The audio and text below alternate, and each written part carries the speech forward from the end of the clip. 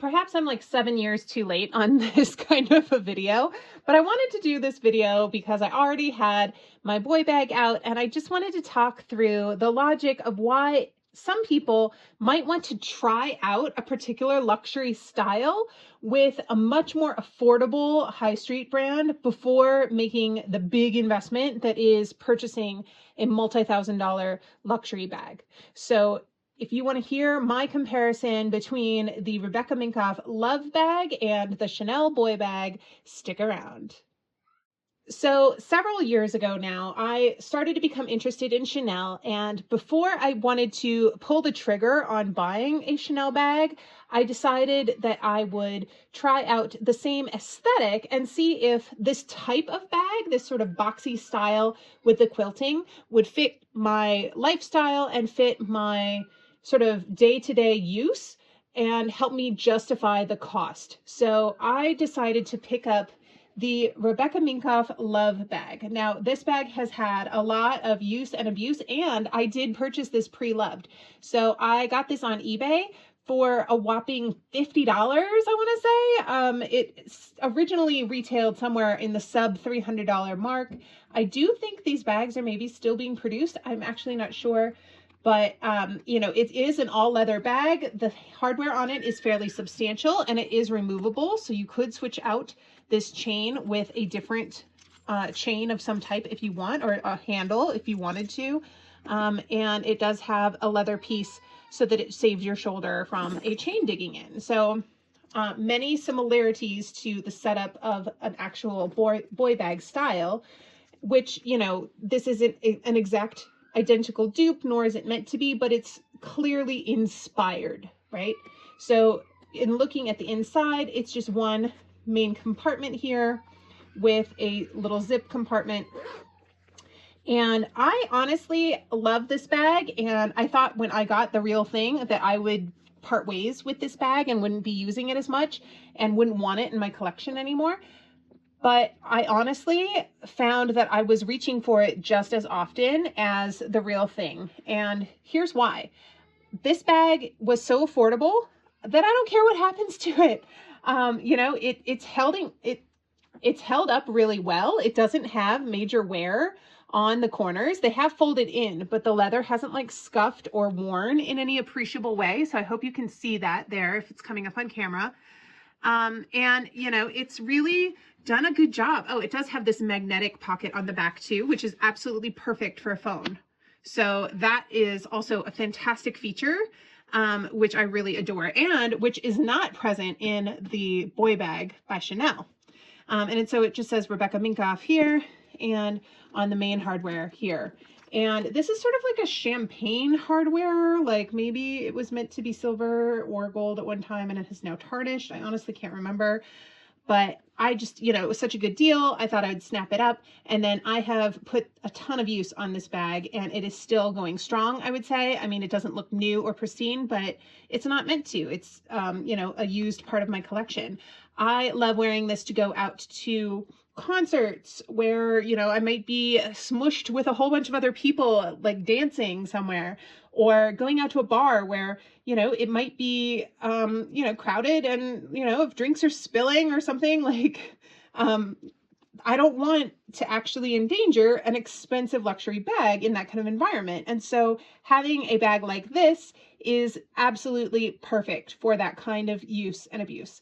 Now that I'm a mom, to be perfectly honest, I don't go out into those kinds of scenarios that often. So as of recent years, and certainly post-pandemic, this bag hasn't seen as much use, but I still see the value of keeping it in my collection for those casual throw on and go types of events. And for the most part, a lot of my friends who are not super into luxury would probably not at a glance notice a whole lot of difference between this bag versus this bag. So as silly as that is, it's just the truth. So after using this bag for probably over a year, I decided that when I got the opportunity, I was going to go ahead and purchase the real deal. And so I did find this as a really good price on Fashionphile and chose to buy it. This is the Chanel old medium style boy bag in caviar leather with ruthenium hardware. And if you've never seen this bag before, I will just do sort of a little quick turnaround so that you get a sense of what it looks like. And no pocket on the back side. And there is a somewhat adjustable. It's not very practical to adjust. And actually, you know, you would gain an inch. So really it's not adjustable in my opinion, but it does mean that the strap is removable. So if you wanted to, you could take this chain off and have a different chain with it if you really wanted to. So it is an option. I've never done that though. And on the inside, you squeeze the little clasping mechanism there and it opens up on the inside and it's just a large compartment. I just have a dust bag in there inside a liner that I got made for it, and it says Chanel made in Italy, and then it's authenticity card and all of that, and it's the hologram and everything. Yeah, so anyway, all of that is there, but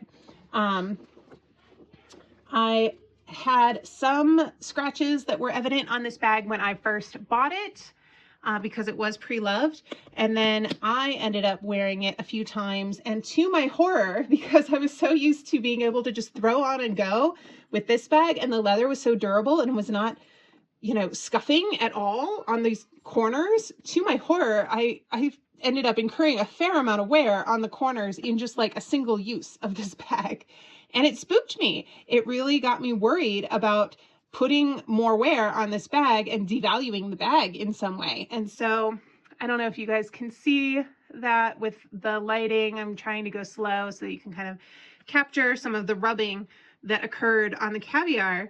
But I probably will send this into leather surgeons at some point just to get it touched up.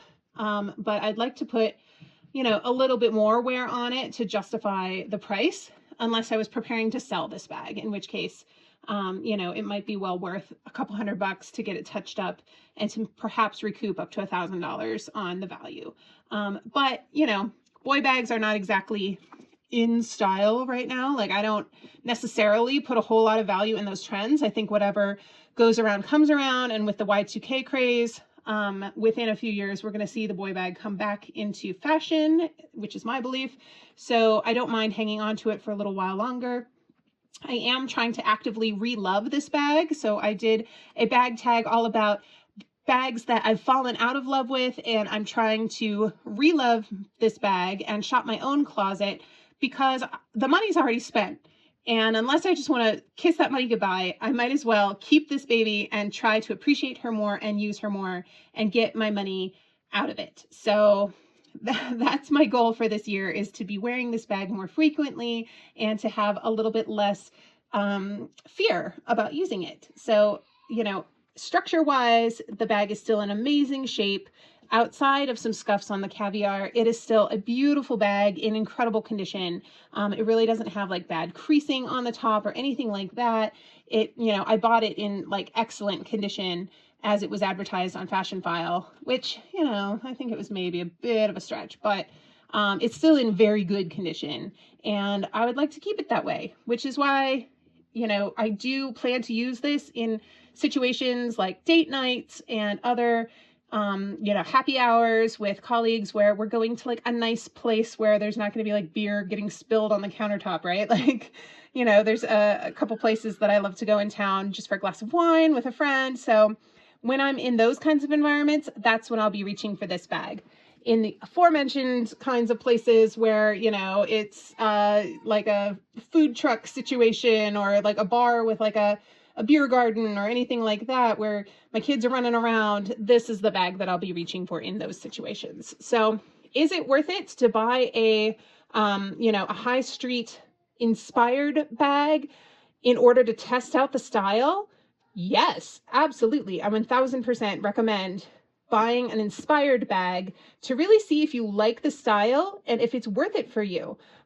Because, you know, luxury bags are a lot of money, and before you make that investment into your wardrobe, you'd best do a little bit of research, understand the market, and understand your own personal style and whether or not something will be producing the cost per wear in order to make it worth the investment for you personally.